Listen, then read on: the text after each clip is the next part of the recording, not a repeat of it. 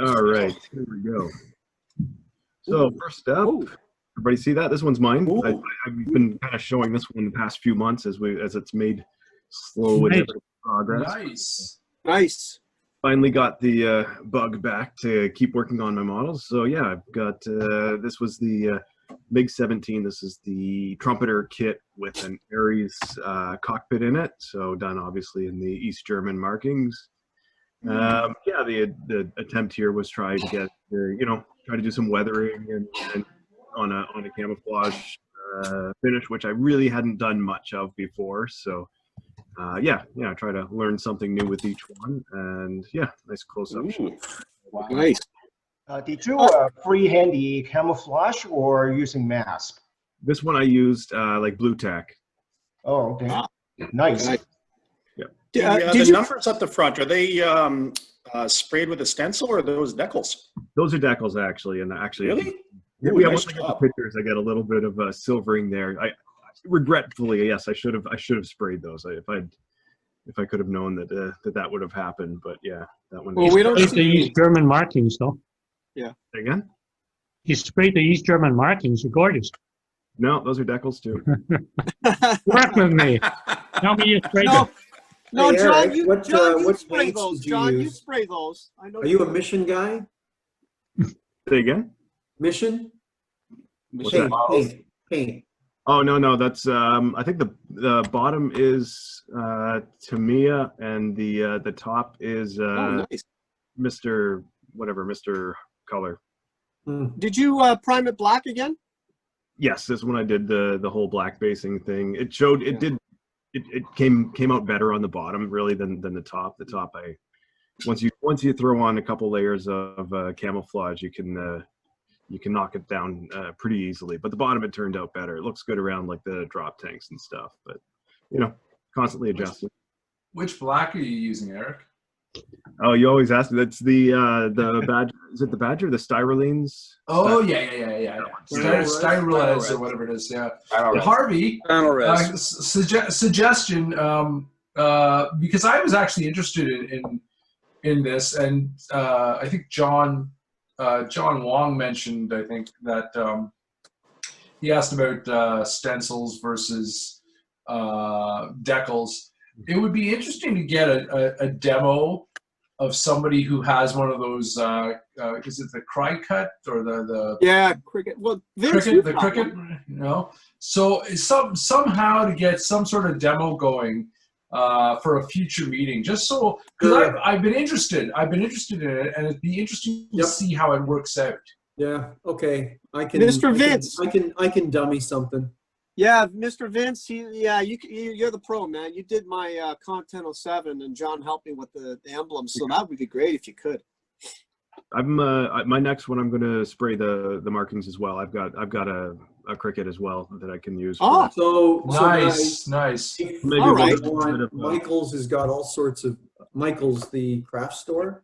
Yeah, has all sorts of discounts going right now. Save a few bucks on either a Cricut or a Silhouette, and I'm not going to vote either way. I'll leave that. There's tons of research out there. Yeah. Pick one, pick the other. They're both pretty good. But with the Cricut, does the software have to be used online? Not anymore. No, not anymore. Not anymore.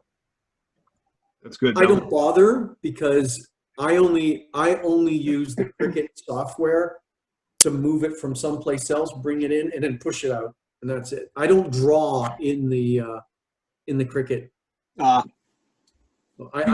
You can draw in like Illustrator or Photoshop or something like that, right? Yes. So as I understand it, because a friend of mine in Ottawa is going to be buying a Silhouette, the typical file format is what's called SVG, Scalable Vector Graphic. Crickets can read that. You can suck that in and play with it and then output it. If you get a Silhouette, you have to buy a professional or an additional software package that allows you to read the SVG file. I have a Silhouette and I use the DXF files. Right. Say that again? I have a Silhouette and I use DXF files. I think it can import DXF. Yeah, I can import DXF. Yeah, And yeah. you can find, With the you can- Cricut, I've done the same. I'll draw stuff in AutoCAD, and then I'll save it as a DXF, and I'll open it up with the software for the Cricut, and I can. Yeah, I've done all sorts of unnatural things that might get me excommunicated from the Catholic Church, like using SketchUp and then eventually outputting it as it's hideous. I wouldn't recommend it to anybody, but it worked. You can find as well, there's like free utilities to convert between DXF and SVG as well too. So if you find an SVG you like, you can convert it to DXF and bring it in for. Yeah. So I think what we'll do, David, is for the next, you know what? I'll do it for February for sure. Yeah. Okay. Okay. Because I think January is going to be a bit tight. It's my birthday around then as well. What am I doing? I'm not going to be celebrating anywhere. But I think it's good because I think this is something that came up. It's come up at a few meetings in the past. Like I remember Garfield had talked about it initially, Yeah. and it sort of piqued my interest a little bit. And I'm unaware. You know, you go doing searches online to see, you know, how people are doing that, and I have a basic idea, but it'd be really interesting to see because it'd save me so much time and hassle because there's so much I want to do. Before we do that, I mean, there's going to be about 3 or 4 major areas to discuss. A, artwork. B, hardware. C, the actual physical outputting and what materials to use. Do you use masking film? Do you use masking tape? As well as how do you manipulate things, that sort of thing. So there's a bit of that. Okay. But there is a Facebook group that Tony Bell introduced me to, and what I'll do, David, is I'll send you the link, and then you can distribute that to the group. Or to familiarize, yeah. What this Facebook group talks about is using these types of machines to do for masking purposes. And just so you know, the new generation of these cutters have significant downforce. So people are using them to cut styrene. People are using it to cut wood. So for example, let's say you want to do the inside, the formers or the ribs of an aircraft. You could draw them up, cut them out. You'd end up drilling the holes. I wouldn't stop that. I wouldn't trust that thing to cut out those tiny holes. But it can be used for 3-dimensional modeling, if you will, as well. So I'll send you that link, David, and we'll go from there. Yeah, Vince, if you want to reach out, like when we're off the meeting and that type of stuff, and we could set something up so that we can, because it would be an interesting topic. I don't know about anybody else. I'd like to hear about it though. So okay, right. Sorry, Eric, hijack the show and tell. While we're back on Eric, I asked a question about the black primer because I don't know whether I got a bad bottle, but I tried using the All-Clad black primer microfiller. What a piece of crap that was. That stuff never dried. It was horrible. It's rubbery.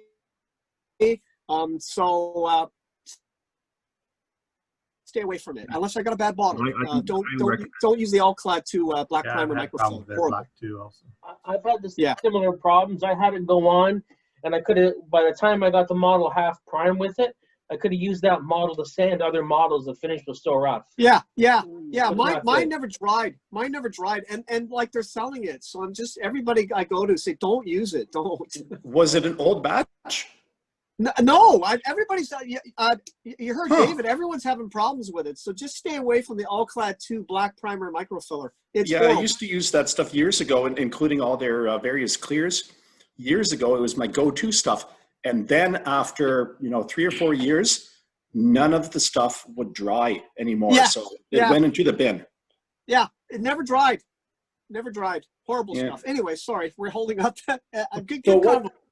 Aside from the Stalinres black, I thought there was, the GX range of Mr. Color. That black is supposed to be. Actually, Vince, it's called Mr. Color 92 semi-gloss black. Well, there's this one here. This is their black surface primer 1500. Yeah. I thin that about 70% with their leveling thinner. This stuff goes on like glass. It is. Yeah, it's nice. Oh my God, it's the best. The best. Here. Yeah, that stuff's nice, David. I agree. Just stay away from the all-clad too. Yeah. All right, guys, keep going. Next up, that is my next project here. Identify the aircraft again. This is pretty. This is just like all kit parts with some. This is some of the pre-painted photo etch on it. So wow, that's coming along now. It's actually inside. How'd you do the instruments? It's like I said, it's a pre-painted photo etch. It's so easy. Holy shit! Cut it out, and away it goes. What brand? What manufacturer? Edward. Oh, okay. Very nice. What airplane is this for, Eric? Say again? What airplane is this for? That's not the MiG, is it? No, this is the next one. This is the Panther F9F. Okay. The hobby trumpeter. Is that 48 scale?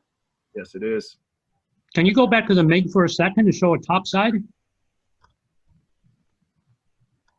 What do you like? That angle? That's a good angle. That's good. The insignia, top side of the wing, both your blacks are pointing left on the underside. One's left and one's right. Is that the way they were marked? I screwed it up on the bottom. That's why I always start at the bottom. Oh, man. John, oh, shut up now. Sorry. John Wong, you got a good eye, buddy. I got to shut up. I'll leave now. Yeah, you're not allowed to judge this one when I bring it out next. All right, we're making judgment. I didn't hear that. It looked great. It's beautiful. It's beautiful. Yes, I flipped one of these and then I realized it later on. So I got the rest right. That Normally, looks great. I still see the bottom though, so there you go. Next is next I was going to jump over to Glenn's here. Let's see. So he sent me a couple. Glenn, I seen this thing on Facebook, Glenn. That's fucking awesome, man. Cute. That's fucking awesome. Oh, I hope there's no kids on here. And it's so small. Like that base is almost the size of a $20 bill. What kind of submarine is that one? That's beautiful. Highly experimental. Guys, catch it on Facebook if you're Facebook with Glenn. It's really beautiful. Okay, so what it looks like a FT-17. It is. It started out as an RPM kit, and then I opened it up and was disgusted with it. So I got the Ming kit and just transferred parts. It was an experimental tank used for creating smoke screens on the battlefield. Oh. So you had smoke oil in the tanks. You had some gas cylinders that were inside, and everything got all mixed together in the funnels and created billowing white clouds of smoke. Were they actually used, Glenn? No. There was one that was used as a trial, but it never went into production. And the base actually came with the Meng kit, but it ended right about where those side walls end at the back. So I used some foam to extend it a little bit and quickly found out how not to glue foam. Yeah, went through a couple of different iterations to stop everything from being a globby, gooey mess, and it was absolute horrible. So I'm glad I could slather on the mud to cover up everything that was collapsing underneath. So what did you use for glue? I first tried shoe goo, that ate it. Yep. Then tried spray adhesive, 3M spray adhesive, that ate it. And after that, it was just starting to cave in on itself. White glue just took too long to set. So I ended up using, liquid nails. CA. Yeah. I just ended up using liquid CA. Yeah. Liquid what? Liquid nails works too. Oh, yeah? It's very similar to the foam glues for insulation, yeah. Oh, okay. Yeah. I'll try that the next time. And epoxy will work. I thought about that, but that, I was at the 11th hour, I was getting really fed up. So I was just trying anything and everything with the eye that I'm going to be covering this with mud later on. So at that point, I really didn't care. Yeah. But it was a fun little kit. Just added some stuff from nature, twigs, and some nice acrylic mud products from Vallejo and AK. Replaced all the trench stuff with wood because the plastic molded parts, I'm not that good at painting wood on plastic. So I figured just make it out of wood. Looks good. And it turned out really nice. Beautiful. Yeah. Very cool. All right, and then the other one you sent was, where's this German SMK 18? Yeah, just finished that off today. I can still smell the glue on it, or rather the paint. Started that one a little while ago and then just lost my mojo. This is a 1/35th scale Das Work model. It's called an SMK 18, an 8-barrel, 2-centimeter flak gun. No, it never went into production. But they make some really unique subjects from Das Work, and when I saw this, I knew I just had to have it. Instead of painting it the ultra exciting gray paint scheme, I decided to go with the the lesser used red primer paint scheme, and then just went to town with oils and powders and stuff like that. What scale is that? That's 35th scale. 35th. Yeah, so the fun part, I'm just going onto the internet and looking at YouTube and figuring out what colors to use when making, modeled patterns and stuff like that, and just playing around. It's fun. Yep. I'm assuming it's still quite small. It is actually. Hold on one sec. I like the grate where the gunner's position is. If you can switch over to my camera. There it is. I have it in my hand right here.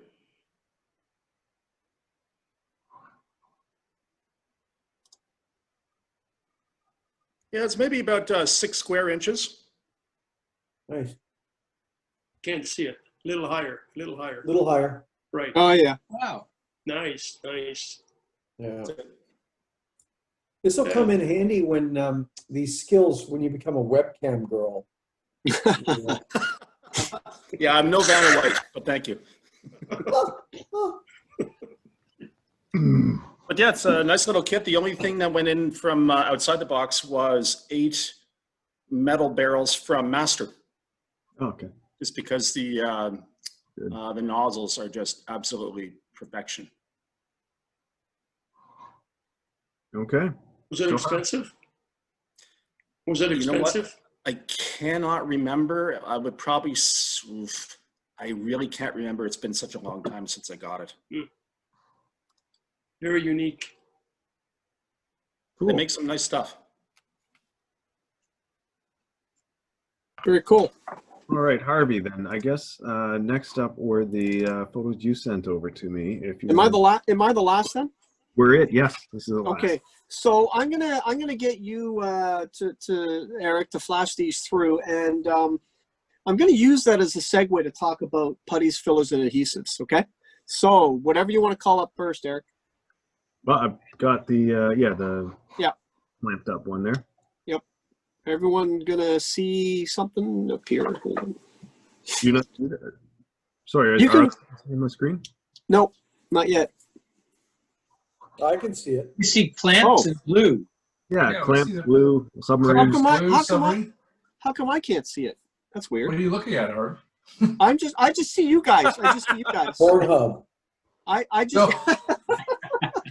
Vince is there's- full of it tonight. Well, Well, I'm full of something. that's after the meeting. Here, Rebecca Chan. let me reshare it, and maybe it'll kick in Yeah. for it.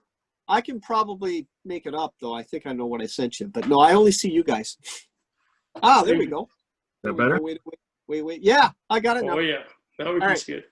All right. I'll bet you nobody can guess what this ship is. Jonathan, you probably know already because I already told you. But Yeah, so was Vince, I think. yeah, Vince knows. It's a Japanese cruiser, Aoba. And it's one of those old resin kits from, I think it was Blue Water Navy, I think. Iron Shipwrights, Oh wow. Right, and it's old resin technology, but it's a rare thing, and I always wanted to do a Japanese cruiser at the end of the war. But here's the thing: like, rather than talk about the model, this kit came in 2 halves. It's not going to be uncommon when you're doing ships, right? The hull and the main superstructure. But look at the clamps I had to use. Absolutely horrible. Now, in that picture, you'll notice I've got a couple of glues there. The one on the right, obviously, is 5-minute epoxy, right? You guys know that one. The one in the middle is obviously the Zap glue. It's that purple Insta-Cure stuff, and it's the gap-filling medium glue. I love this stuff because it's gap-filling. The one on the left is a new type of glue that we just stumbled on. I stumbled on it at an RC shop. It's HPD IC2000 super glue. It is, let's see, extra strength, and it is carbon and rubber. It's got carbon and rubber in it. And once you apply that stuff, you ain't getting it apart. I mean, the gap glue is strong enough. Harvey, yeah. Can I jump in on that? It's also Loctite 380. Yeah. I've been using it since about 2000 to adhere different materials. It lets you glue aluminum litho plate to epoxy surfaces, and it allows for the shrinkage and stretching in the rubber. But when I first bought it, it was $36 an ounce. No, man, no. This stuff. Now they've got that, and Gorilla has a version as well. Oh, that's good to know. I mean, this stuff you can pick up at most RC shops. They haven't found their way to hobby shops. But this little bottle, I think, cost me like $15, so it's not a huge amount. It's actually a dark purplish brown color. Yeah. And what's nice about this stuff, you can go to the next slide, Eric. What's nice about this stuff is when you put it on, it's not like your classic, cyanacrylate super glue. It won't immediately bond and you can't get it out. It's got a little bit of set time of like maybe a minute or two. And you can see in this one here, you see how bad it was, right? Now the HPD glue is that dark stuff you see there. That's how bad the hull was. So it's used as a filler as well. Oh. And it's a really neat stuff. And once you hit it with the Instaset, the Zap, it'll work on this stuff as well. Instaset, yeah. What I did on this one is I used all three of those glues. I used the 5-minute epoxy on the inside, and then around the edges I used the Zap Gap, and then I used this HPD stuff where there were greater gaps. And what I did was I actually, when you're shaving resin models, like with sandpaper, save the dust, because you take the dust and you add it to the super glue, and it acts even more as a filler, right? Oh, hell. It works. Nice. It works really well, because if it's just a super glue, it's a different kind of, right? It's a different makeup than the rest of the resin. But if you throw in your just don't breathe the shit, right? I mean, it's resin dust is incredibly carcinogenic. So wear a mask, but when you save it in a sandwich bag, and then in a case like this, mix it with your super glue and put it in, and then it's a great filler. Next slide. Nice. Hey, Harvey, quick question for you, or dumb question. Yeah. If you can scratch build a 1/700th Fuso, why the hell are you bothering with this piece of crap? Why didn't you scratch it? Who invited you on the call, John? Yes, boy. He's slumming it. I take that as a compliment. Thank you. I don't know. I'm getting lazy in my old age, and I thought, you know what? It's half done. It's kind of like a cheating way of getting to a scratch build, but this one actually will be modified significantly, John, because it was a all the more reason to scratch build it. I suppose. Yeah. Well, yeah. Look at this. I mean, when you take a look at this picture, guys, that brownish tan stuff there is your Tamiya. What's it here? The epoxy putty, right? Mm-hmm. And this thing needed everything. Now, if you guys haven't used Tamiya epoxy putty, I love it. I find that there's the plumber's putty, that green stuff. It's good. But I find it doesn't set as strong as the Tamiya epoxy putty. So I always go to the Tamiya epoxy putty. And this was great for even those huge gaps. But the gray stuff is your run-of-the-mill putty. By the way, if you guys go to the malls, what's that gaming store? You know, the billiard store that sells games, right? They're in the malls. I can't remember their name. Dufferin Games? Yeah, that's it. They sell the Humbrol. They sell Humbrol putty. I don't know why. I don't think Wheels and Wings stocks Humbrol putty, but they sell Humbrol putty. I find Humbrol putty is really good. It dries faster than Tamiya putty, and it's a lot stronger. Tamiya putty is more of a surface putty, and Humbrol putty is really more for your heavy duty stuff like this. So if you ever get a chance to get back in those malls when they reopen, visit the billiard store and pick up a couple of tubes of the Humbrol putty. It's really great stuff. Next slide. Now here's another example where you see that black, that's the HPD, and that white stuff in there is literally flakes of resin. Now that's not resin dust. I have like a table saw for hobbies, and I had to cut off the residual resin on these hulls. So I saved the shavings, and the shavings are a lot bigger. So you use those to fill in the holes, and it actually works quite well when you mix either resin dust or resin shavings from your cuttings into your putty, into your glues when you're gluing these things. So something that I found that was very useful to fill the gaps. Next slide. No, I think that might be all you get. Oh, so you're, okay. You're a firm believer in reduce, sorry, recycle, recover. That's it. That's it. Now there's an example. It's kind of hard to see, but that hull is now very smooth. It's got a couple of coats of Tamiya fine gray primer on it, and here's for you guys who want to work with resin. The model I have here is the Cruiser Furutaka, and the sister ship was the Aoba. So why do I have those parts colored? Because on the Aoba they were switched around, so I have to cut those things off with a saw and switch them around to make the proper configuration of the Aoba. I don't know why I do resin kits, but until somebody does it. It's 1/350. 1/350. So what's the length of this thing roughly? I would say it's about a foot, maybe a foot, a foot and a bit. Yeah. 1/350th. Wow. Yeah, yeah. So so there you go, and it's going to be it's a battery ship. Once the Japanese ran out of fuel, they put these on the shorelines and they use them as set gun emplacements. And it was sunk at Cure Harbor. And ultimately scrapped. It saw battles right from the when she launched in the 20s right up through, very famous at Guadalcanal, Savo Island. She saw service until she was sunk at Kier. So Harvey. Yeah. A couple things, or maybe three things. Yeah. Talcum powder works with cyano as well. Yes, it does. Don't use baking soda. Baking soda is known to fail. Stay away from that. Number two, you might, well, it's too late now, but if you've ever needed sort of like a good skimming putty, those two-part putties that the car guy, that full-size car refinishers use, like Evercoat, yeah, where you mix in the hardener. I've used that in the past. It's quite good. Are you going to mill those pieces off? You're not going to try to recover them, are you? No, I'm going to scratch build them. That's what I thought. They're garbage. No, they're garbage. Vince, quick question for you, Vince. Yeah. Two bits even. So how does the baking soda fail? Because I haven't had a problem with it. So people have reported that joints with baking soda fail after have failed after a number of years. Okay, so it's a joint. Never happened. I've never. Say again.